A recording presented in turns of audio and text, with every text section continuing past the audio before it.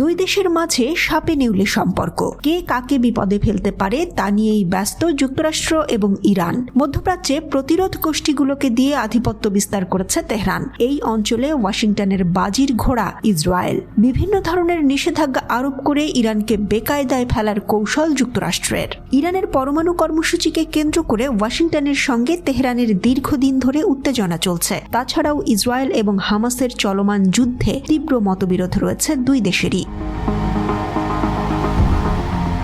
সম্প্রতি যুক্তরাষ্ট্রের ট্রেজারি বিভাগ ইরানের মানুষবিহীন আকাশযান বা ইউএভি প্রোগ্রামকে নস্যাৎ করার লক্ষ্যে নতুন নিষেধাজ্ঞা আরোপ করে। ইউক্রেনে আক্রমণের জন্য রাশিয়াকে ইরান প্রাণঘাতী ইউএভি বা ড্রোন সরবরাহ করে আসছে এমন অভিযোগ রয়েছে।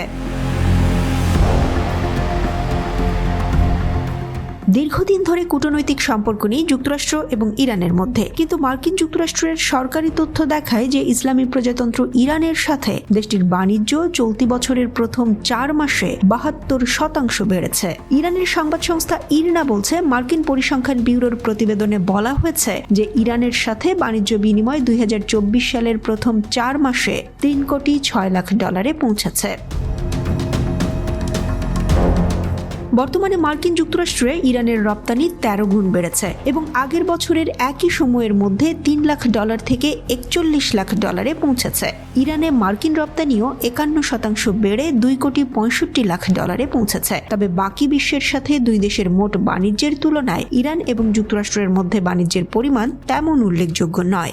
মার্কিন যুক্তরাষ্ট্রের রপ্তানি গন্তব্যের মধ্যে ইরানের অবস্থান 152তম।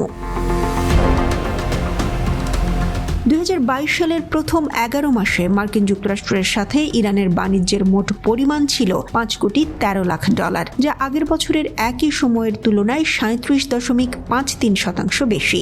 ইরান এই সময়ে মার্কিন যুক্তরাষ্ট্রে $1.10 লাখ পণ্য রপ্তানি করে। যুক্তরাষ্ট্র ও ইরান এখন একে অপরের ঘাড়ে গরম নিঃশ্বাস ছাড়ছে। চরম শত্রুতায় পরিণত এই সম্পর্ক একসময় ছিল বন্ধুত্বের। দীর্ঘ 26 বছর ছিল সেই বন্ধুত্ব, কিন্তু স্বার্থকেন্দ্রিক বৈশ্বিক রাজনীতিতে সম্পর্কের উত্থান পতন দিবারাত্রির মতো ঘটনা। 2018 সালে এসে ইরানের সর্বোচ্চ নেতা আয়াতুল্লাহ আলী খামেনি যুক্তরাষ্ট্রের সঙ্গে সরাসরি যোগাযোগ নিষিদ্ধ করে দেন। ইরানকে চাপে রাখতে যুক্তরাষ্ট্রের প্রধান অস্ত্র দেশটির পারমাণবিক কর্মসূচি। ইরান সমর্থিত ইরাকি মিলিশিয়া বাহিনী মধ্যপ্রাচ্যে মার্কিন ঘাঁটিতে থাকা সেনাদের দৌড়ের ওপর রেখেছে। ইরাকি প্রতিরোধ যোদ্ধাদের পাশাপাশি হুথিও মার্কিন সামরিক বাহিনীর বিরুদ্ধে রুখে দাঁড়িয়েছে।